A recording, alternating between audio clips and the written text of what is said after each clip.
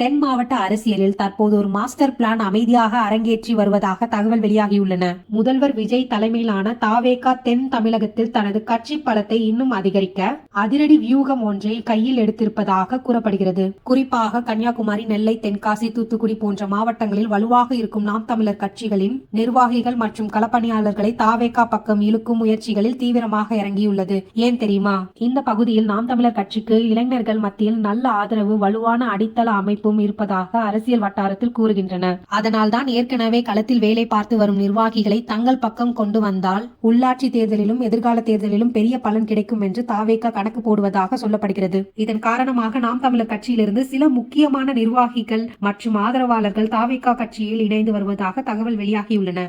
ஆட்சி அமைத்த சில மாதங்களிலேயே எதிர்க்கட்சிகளின் வாக்கு வங்கியையும் நிர்வாகிகளையும் தன் பக்கம் இழுக்கும் முயற்சியில் விஜய் இறங்கி இருப்பது அரசியல் களத்தில் கவனம் ஈர்த்துள்ளது. இந்த அரசியல் மூவ் தென் மாவட்டத்தில் தாவேகாவை மேலும் வலுப்படுத்துமா, இல்லை நாம் தமிழர் கட்சியை புதிய வியூகம் வகுக்குமா?